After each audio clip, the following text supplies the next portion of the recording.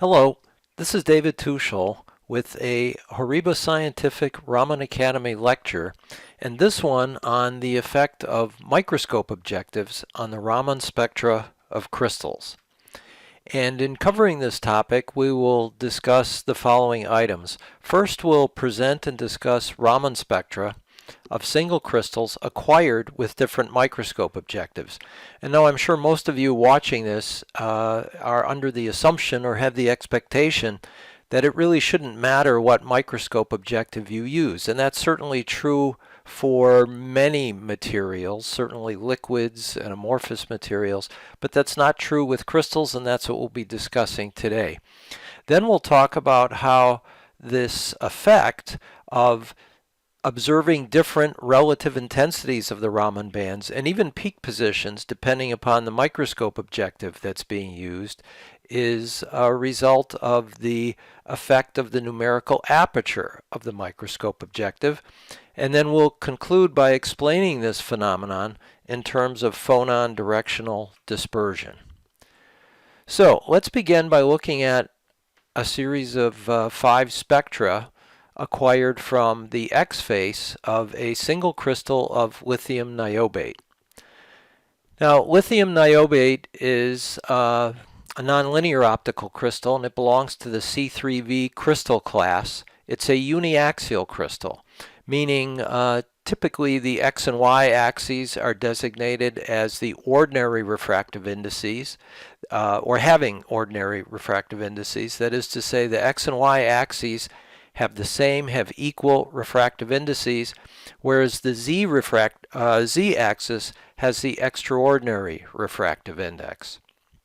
All right, and I'm using the nomenclature of optical engineers. That is to say, if your line of sight is along the x-axis or the laser beam is propagating along the x-axis, then you're viewing and the laser beam is illuminating the x face of the crystal. So in other words, by the letter designation, the face that's being viewed or illuminated that's perpendicular to the optical axis is given that same letter. Okay, so we're looking at the X face, and therefore our laser polarization can be in the YZ plane. Now in this case, all 5 spectra were acquired with the laser polarized along the Y-axis. And so what we see are spectra meeting, I suppose, our expectations. That is to say, spectra were acquired with a 10x microscope objective, a 50x long working distance, 50x normal, 100x long working distance, and a 100x normal. And you can see that all 5 spectra are plotted over each other, and they're plotted normalized by arbitrary units because their absolute intensities are not going to be the same for the different objectives. But if we plot them normalized, we see that the spectra essentially overlay each other. They all have pretty much the same relative intensities.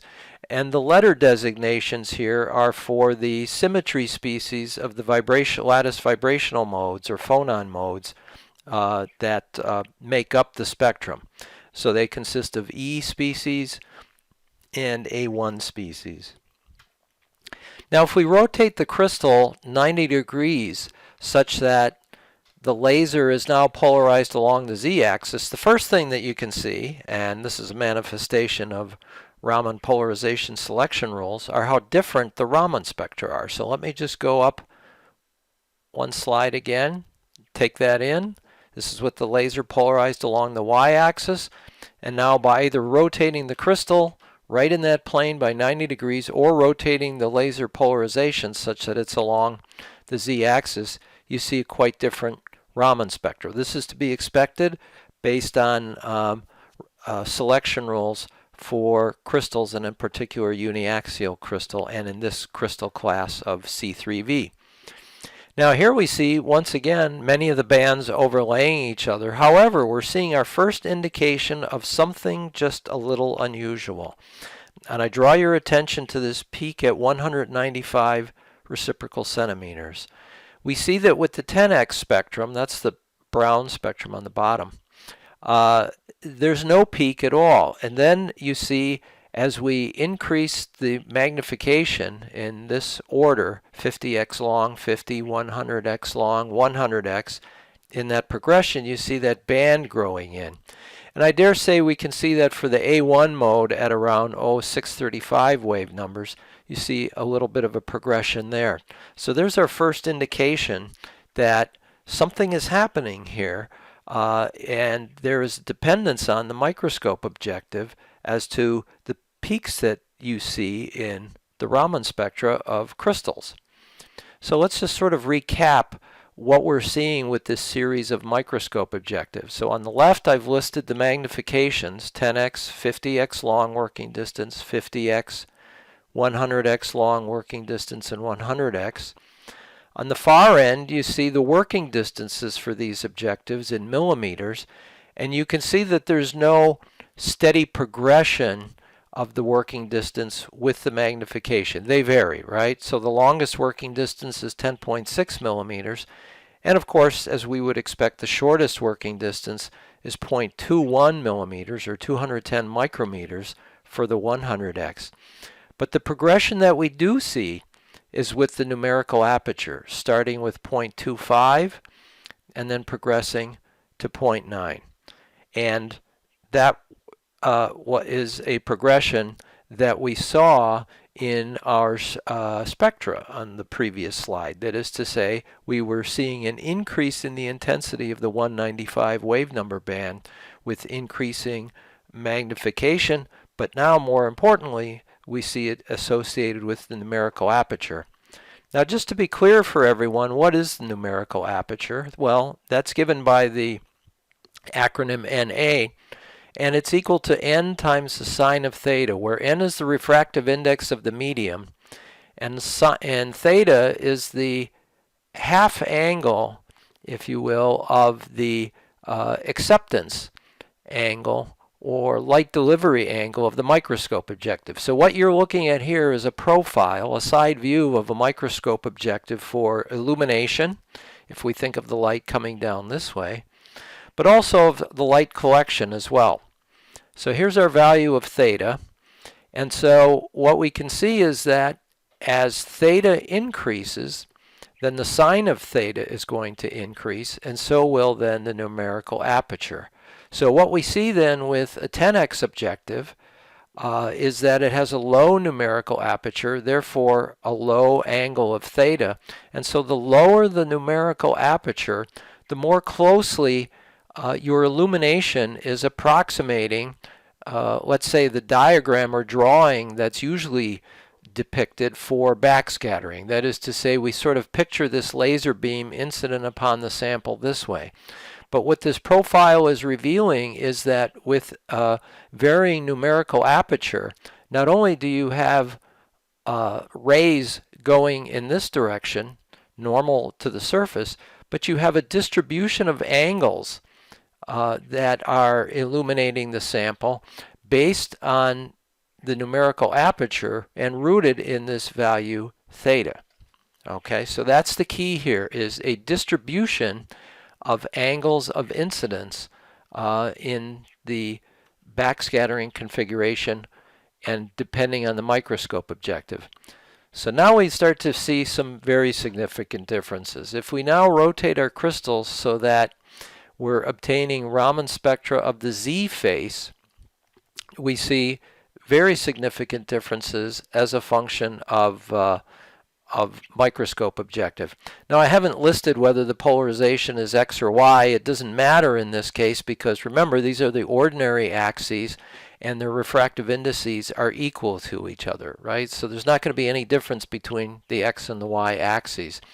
But what you can see in these spectra where I've plotted them all normalized to the 872 band is that if we focus on both the 582 or the 155 wave number band, what we see is with the 10x objective, we have the lowest intensity at 582. And again, with our progression of magnification, which is also associated with the numerical aperture, we see a progression of the intensity of this band with magnification and numerical aperture. And you see differences in some of these other bands as well.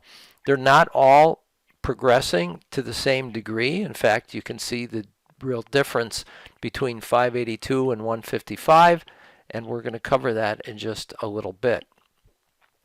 One thing more that you should be aware of is that if we now look at this plot blown up where we're just focusing on this on these bands between, say, about 125 and 650 wave numbers, we can see that the band obtained with the 10x objective, which is originally at 578 wave numbers, is not only increasing in intensity, but it's shifting to 582 wave numbers. Likewise, the band viewed with the 10x objective at 153 wave numbers is shifting to 155. Now, some bands don't change in their peak positions, and some do. Again, we're going to explain that later, but the key is that what you can see just in this plot by itself is that all of these spectra were obtained from the exact same location on the Z face of a single crystal, but with different microscope objectives, and yet we get very different Raman spectra. So now let's look at spectra acquired from the same face, and I want to emphasize the exact same location on this face of a single crystal of potassium titanyl phosphate. Now this happens to be a biaxial crystal, so that is to say its X, Y, and Z axes all have different refractive indices as opposed to the uniaxial crystal. And so here we're illuminating the Z face of the crystal, acquiring spectra with these microscope objectives simply by rotating the turret on the instrument, focusing on the same location, acquiring spectra. And look at the significant differences that we see, in this case with the laser polarized along the y-axis. For many of these bands, the spectra just overlay each other, and there's no change in relative intensity, where I have basically plotted all these spectra normalized to the 765 wave number band. And you see for many of these bands, they have the same intensities, as I say, probably meeting your expectation, independent of the microscope objective. However, look at the band at 702 wave numbers.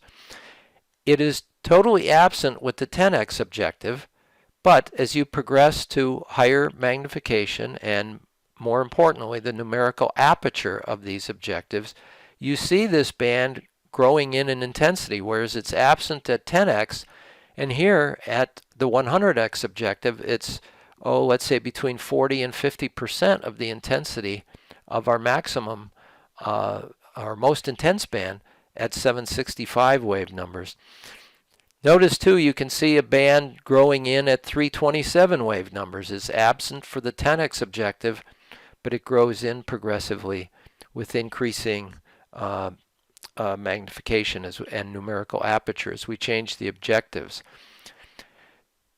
Now, these are the same spectra, just blown up in scale, so that you can see what's happening here in this case. That again, we've looking at the Z face, laser polarized along the y-axis, so just like in the previous plot, and these are the same spectra from the previous plot, but just blown up so that you can see that there is a change in the position of these bands, just as we saw for the lithium niobate.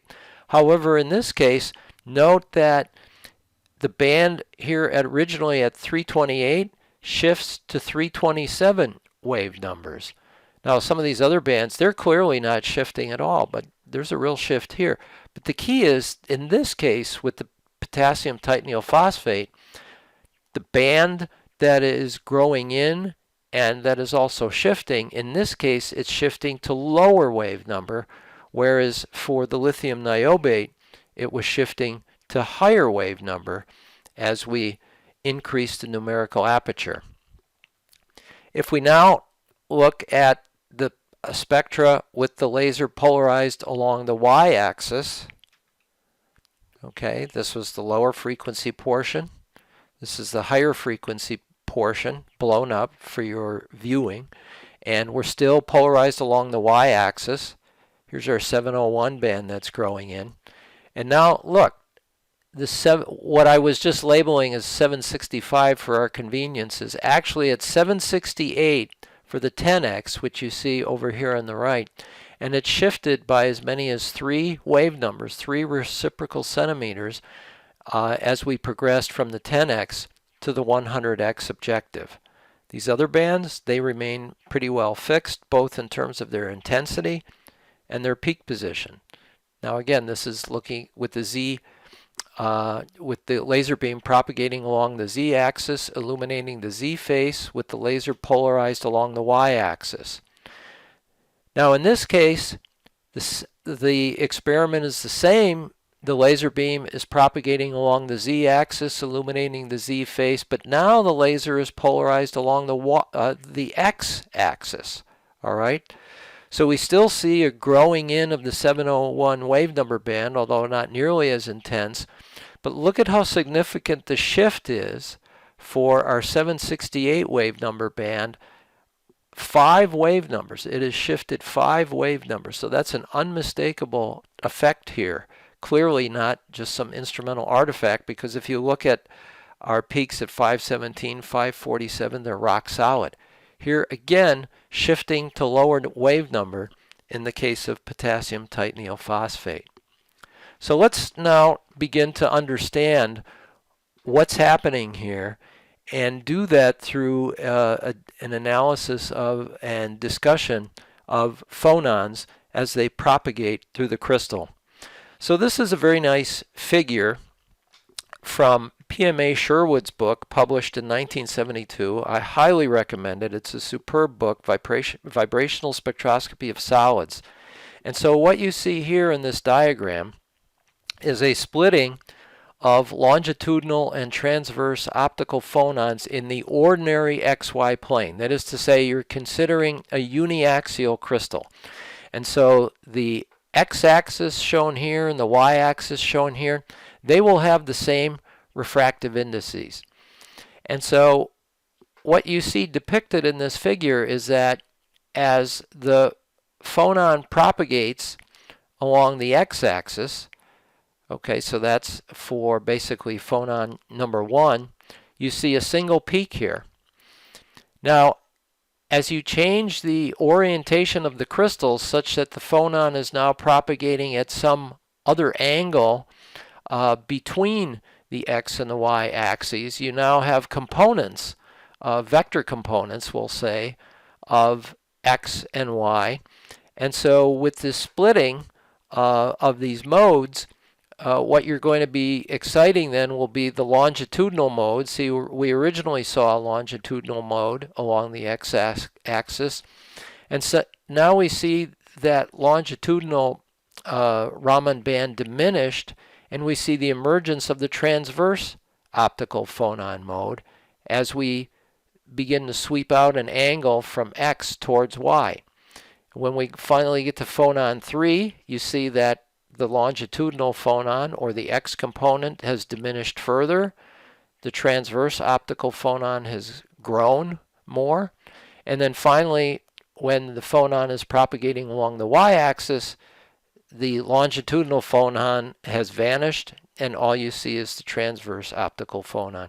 And so this is what perhaps many of you might be familiar with and expecting as a crystal rotates, is to see one band diminish and another grow in, basically depending on the angle through the crystal, or the direction through the crystal through which the phonon is propagating.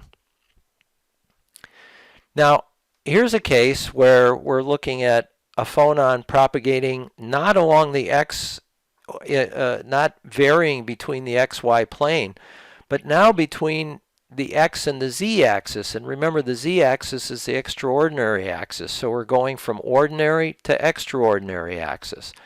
And so this doesn't always occur. We don't have, let me say, the opportunity in this lecture to go into it, but for certain phonon modes, what one can observe is instead of a splitting from the longitudinal and transverse optical phonons, what you basically see is basically phonons propagating that are of mixed modes of longitudinal and transverse character.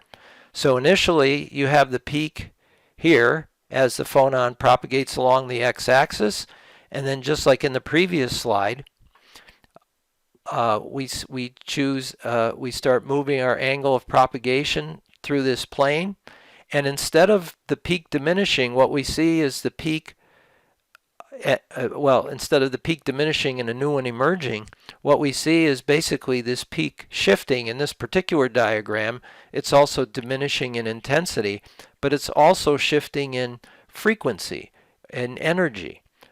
And finally, when you get to phonon 3, it's shifted even further, and in this diagram, phonon 4, it's disappeared. So what we're seeing here is what's called phonon directional dispersion, which is to say the frequency and the energy of that phonon depends upon the direction of the propagation within a plane of the ordinary and the extraordinary axes.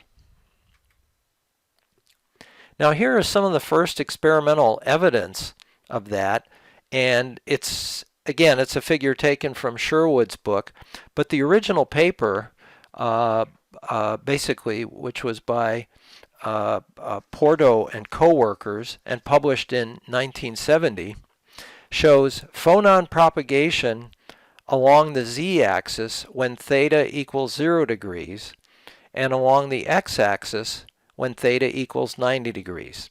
Okay, so here is a plot of peak positions of Raman bands as a function of, shall we say, crystal angle, but more specifically the direction through the direction through which the phonon is propagating in the plane of the z and formed by the z and the x axes. All right. And so what do we see? Instead of one peak diminishing and another one growing in, no, what we see is the peak actually shifting in position. So it begins at 0 degrees, transverse optical mode at 769 wave numbers, and experimentally as the crystal is rotated and therefore the phonon is propagating at different directions, it finally ends up being detected after the crystal has been rotated, such that it now the peak that's now observed is of an asymmetry species and a transverse optical mode, and it is migrated all the way from 769 wave numbers to 795 wave numbers. That's a pretty substantial shift in Raman band depending on the direction of propagation in the crystal. Same thing here for this longitudinal optical mode of the asymmetry species. It begins at 817 wave numbers, and as the crystal is rotated, which is to say the phonon propagates along different directions in the crystal, it moves from 817 to 848. That's a 31 wave number shift. That's pretty substantial. So how is it that we relate that to our microscope objectives? Well, remember I said earlier that we're looking at different degrees or different angles of incidence, basically different distributions of angles of incidence depending upon the numerical aperture. So that accounts for the fact that as we move from a low numerical aperture to a higher numerical aperture, we're basically increasing the distribution of the angles of incidence. Okay, now how is it that we account for the shifting of the Raman bands and not just a change in the relative intensities? Well, we refer back to what we were just looking at, which is phonon dispersion. And note here the refractive indices. So I'm listing the refractive indices for lithium niobate and potassium titanyl phosphate. And remember, for lithium niobate, when the laser beam was propagating and illuminating propagating along the z-axis, illuminating the z face, In the case of lithium niobate, what we have is what's called a negative uniaxial crystal. That is to say, the refractive index of the extraordinary axis, the z-axis, is actually less than the refractive index of the ordinary axes. Okay, so x and y are 2.3247, whereas the z refractive index is 2.2, so that's less than the ordinary axes. And we see that the Raman bands are shifting to higher wave number as we're changing our distribution of angles of incidence from z to more of the ordinary axes. Now, in the biaxial crystal, potassium titanyl phosphate, we're shifting to lower wave number.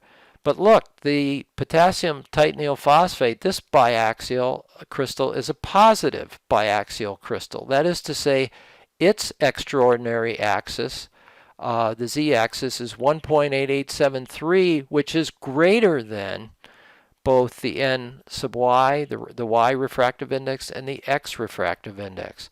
And so as we change our distribution of angles of incidence from z to capture more of, let's say, the y or the x, we're going to a lower refractive index. We're capturing more of a lower refractive index. And now, so we see a shifting to lower wave numbers. So we see in our phonon directional dispersion a direct correlation then to angles of incidence and changes in the positions of the bands, and those changes corresponding to whether your angle of incidence begins with a higher or a lower refractive index.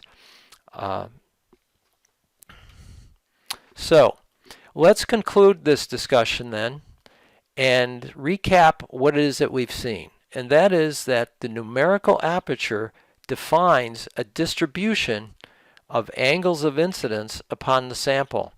So it's simply not correct to think about a microscope objective as just a simple backscattering arrangement where you have a laser beam propagating very narrowly along an optical axis normal to the surface. No, what you have is a distribution of angles of incidence, and that distribution is going to be dependent upon the numerical aperture.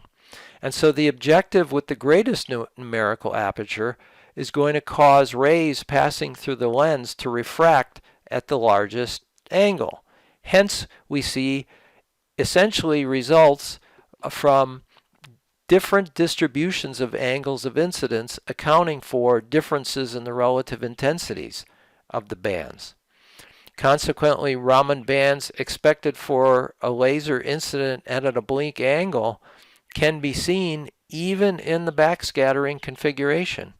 So in many of these cases, say for the potassium titanyl phosphate band, where that, I believe it was a 702, 701 wave number band, which is absent with the 10x, becomes much more prominent as we increase our numerical aperture, thereby including more and more oblique angles of incidence on our sample. And finally, the shifts in the peak position observed for objectives with different numerical aperture can absolutely be attributed to phonon directional dispersion. And so with that, I would like to thank you for your attention, and I hope that this bit of information about the dependence of Raman spectra from uniaxial and biaxial crystals I hope that you found that informative and enlightening, and will not then surprise you in your work. If you use the same microscope objective throughout your work, then you will certainly be able to avoid any problems with misinterpretation of your data.